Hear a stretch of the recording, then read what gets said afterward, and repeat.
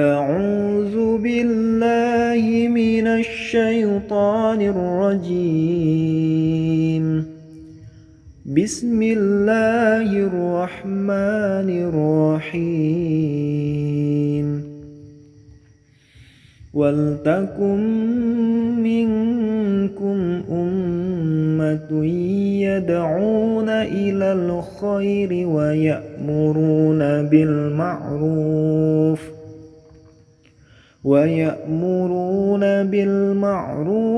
وينهون عن المنكر وأولئك هم المفلحون. Dan hendaklah ada di antara kamu segolong umat yang menyeru kepada kebajikan, menyeru kepada yang ma'ruf, dan mencegah dari yang mungkar. Merekalah orang-orang yang beruntung. Quran Surah Al-Imran ayat 104. Assalamualaikum warahmatullahi wabarakatuh. Bismillah walhamdulillah, sholatu ala rasulillah, la haula wa la quwata illa billah. Amma ba'd. Hadirin sahabat semuanya yang dirahmati Allah Subhanahu wa taala. Tak lupa yang pertama dan utama kita panjatkan rasa syukur kita kepada Allah Subhanahu wa taala. Semoga Allah Azza wa Jalla selalu melimpahkan rahmatnya, hidayahnya, taufiknya, dan berkahnya kepada kita semuanya.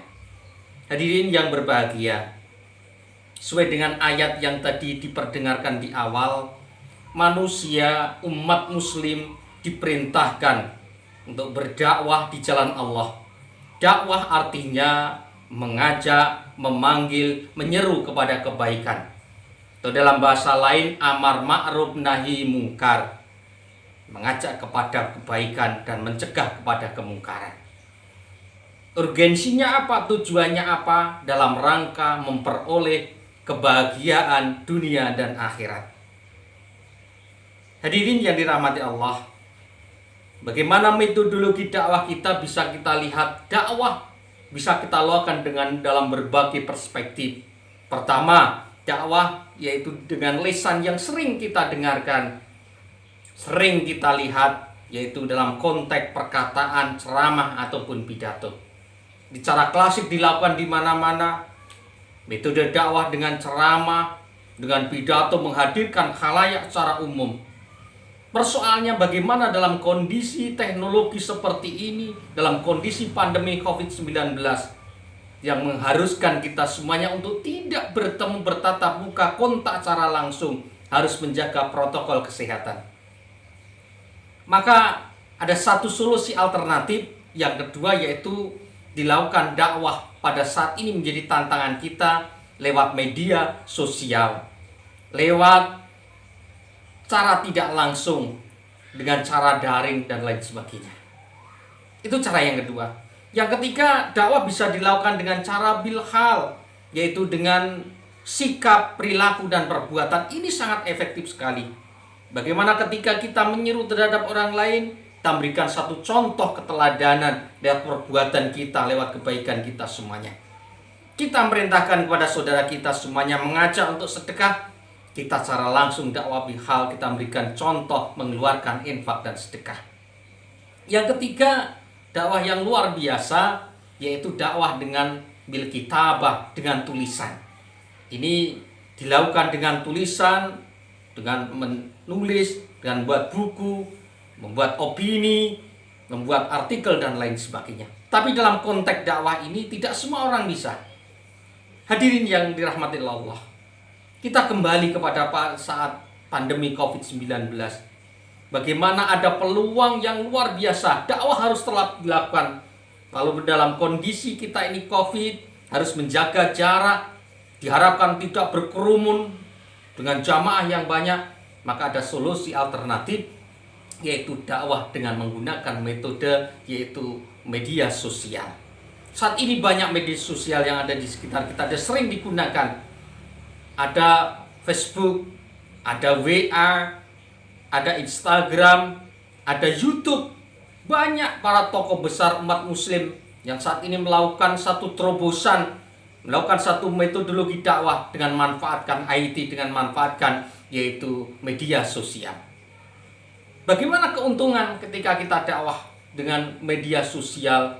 Maka ada beberapa keuntungan yang bisa kita dapatkan. Yang pertama yaitu dakwah dengan media sosial ini sangat cepat, luas, dan efektif, dan sangat bisa kita desain dengan menarik. Karena di situ tidak terbatas.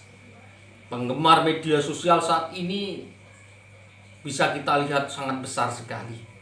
Yang pertama yaitu keuntungan kita tidak terbatas waktu dan tempat. Di mana saja kita klik langsung bisa. Kita berceramah langsung kita upload lewat tulisan dan lain sebagainya. Lalu yang kedua yaitu cakupannya lebih luas dan universal. Bisa diakses siapapun dalam posisi usianya, status sosial dan lain sebagainya. Apalagi saat-saat ini media sosial ini digunakan di berbagai lapisan masyarakat, strata ekonomi, kalangan muda, orang tua, banyak yang menggunakan media sosial apalagi di saat pandemi ini. Ini menjadi satu peluang bagi kita semuanya untuk melakukan dakwah lewat medsos. Lalu yang ketiga yaitu distribusinya sangat cepat dan singkat. Kita bisa sesuai dengan keinginan kita. Kita tidak butuh ceramah terlalu lama, tapi kita bisa melakukan dakwah secara singkat dengan story, dengan pesan yang mungkin langsung bisa mereka terima. Lalu selanjutnya ketika kita dakwah lewat media sosial, ini bisa kita lakukan dengan keragaman dalam penyampaian. Sangat inovatif, sangat variatif. Bisa kita lakukan dengan artikel tulisan, bisa kita lakukan dengan gambar, pesan gambar, bisa lakukan dengan video umpamanya di YouTube, bisa kita lakukan dengan story ketika status-status, ketika di WA dan lain sebagainya. Pesan-pesan moral itu bisa kita lakukan. Maka peluang ini mari hadirin semuanya kita manfaatkan. Banyak tokoh-tokoh besar, mereka yang dikenalkan, masyarakat mengenal lewat media sosial. Mestinya ada berapa tip, cara, etika ketika kita dakwah lewat media sosial. Pertama, kita harus dengan niat yang ikhlas mardhotillah. Tujuan kita apa? Mendakwahkan amar ma'ruf nahi mungkar, ajak-ajak kepada kebajikan. Tidak ada niatan kita mencari ketenaran, mencari nama biar terkenal, tapi niatan kita ikhlas mardhotillah. Bangun niat kita. Yang kedua, pahami kebutuhan masyarakat. Bagaimana kebutuhan masyarakat saat ini, umpamanya di saat pandemi, kita bisa menyampaikan beberapa tutorial ibadah ketika masa pandemi, masalah hukum-hukum yang hubungannya dengan pandemi COVID-19 kita sampaikan. Yang tidak kalah pentingnya, sebagai seorang da'i, bagaimana kita harus tetap belajar, memperdalam ilmu pengetahuan. Jangan sampai kita cuma berguru kepada Google, maka sangat dangkal sekali. Kita harus berguru, kita harus ngaji kepada para ustadz, para kiai untuk menambah wawasan kita. Sehingga apa yang kita sampaikan di media sosial dakwah kita ini benar-benar berisi, ada landasannya, ada dasarnya apa yang kita sampaikan kepada masyarakat. Lalu bangun silaturahmi. Maka walaupun kita dakwah lewat media sosial, jangan lupa kita bangun silaturahim kita kepada saudara kita, kepada orang alim, kepada guru. Kita belajar lagi untuk menambah wawasan keilmuan kita semuanya. Dan yang terakhir, mestinya dakwah harus dilakukan terhadap orang yang paling dekat. Media sosial mungkin kita bisa sampaikan bahwa banyak saudara, teman yang terdekat, grup-grup kita sampaikan ajaan-ajaan, tapi dengan keteladanan kita semuanya. Jangan sampai dalam patah Jawa ada kata-kata jarkoni, isok ngajar ning ora isok nglakoni. Demikian manfaat yang luar biasa. Bagaimana manfaatkan media sosial di era yang saat ini yang dibutuhkan para dai muda, tua semuanya. Bagaimana kita manfaatkan media tadi dalam kerangka tujuan kita yaitu amar ma'ruf nahi mungkar. Fa insyaallah azam kita, cita-cita kita, harapan kita semuanya, pesan-pesan dakwah kita semuanya sebagai satu agama Islam rahmatan lil alamin bisa diterima saudara-saudara kita semuanya. Akhirnya menjadi masyarakat yang baldatun thayyibatun warabun ghafurun. Demikian kurang lebihnya, minta maaf. Semoga Allah selalu merahmati kita semuanya. Tetap jaga protokol kesehatan, Tetap kita laksanakan, menjaga jarak, pakai masker. Ketika kita keluar dari rumah, tetap kita semuanya pakai masker.